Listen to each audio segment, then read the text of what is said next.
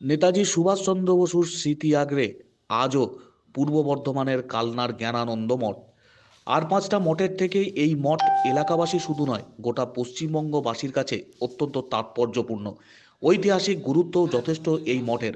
অন্যান্য মঠের মতো শুধুমাত্র দেবদেবী পুজো পান এমনটা নয়, নিত্য পুজো পান বীর স্বাধীনতা সংগ্রামী নেতাজি সুভাষচন্দ্র বসু। এই জ্ঞানানন্দ মঠে 1930 সালে স্বাধীনতা সংগ্রামী নেতাজি সুভাষচন্দ্র বসু এসেছিলেন। স্বাধীনতা সংগ্রামের রূপরেখা তৈরি করার জন্য বিপ্লবীদের সঙ্গে গোপন বৈঠকও হয়েছিল এই মঠে। বীর বিপ্লবী নেতাজি সুভাষচন্দ্র বসু দুদিন এই মঠে রাত্রিবাস করেছিলেন। এই মঠ এখনও নেতাজি সুভাষচন্দ্র বসুর স্মৃতি বহন করে চলেছে। তার ব্যবহৃত খাবার টেবিল, বসার চেয়ার, খাট আজও সযত্নে রাখা রয়েছে মঠে। প্রতিদিন এই মঠে দেবীর সাথে পুজো পান নেতাজিও।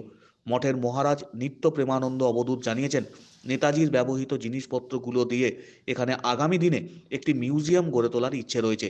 এই মঠ দেখতে আসবেন যেমন বহু মানুষজন, তারা নেতাজির ব্যবহৃত জিনিসপত্র দেখতে পাবেন।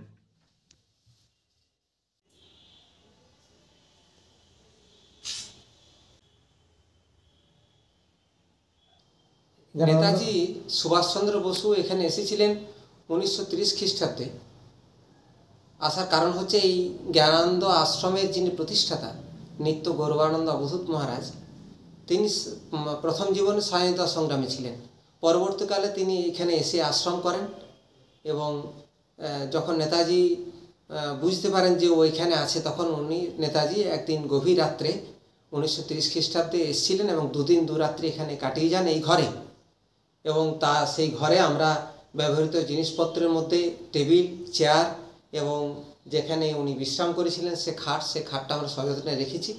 কিন্তু বর্তমানে যে অবস্থা, আশ্রমে প্রায় বন্যা জল উঠে যাচ্ছে, সেই জন্য আমরা আর নিরাপত্তা বোধ করছি না আর কি। এই দুর্মূল্য জিনিসগুলো যাতে ঠিকভাবে সংরক্ষণ করা হয়, সেই জন্য আমরা উদ্যোগ নিয়েছি যে একটা নেতাজি মিউজিয়াম একটা বড় হল ঘর তৈরি করার জন্য, যেখানে এই নেতাজির সংরক্ষিত জিনিসপত্র সেখানে থাকবে এবং সেই সঙ্গে তদানীন্তনকালে যে সমস্ত বিপ্লবীরা ছিলেন তাদের প্রত্যেকের ছবি দিয়ে, তার নিচে সংক্ষিপ্ত জীবনী দিয়ে পুরো ঘরটাকে সাজিয়ে রাখার পরিকল্পনা রয়েছে।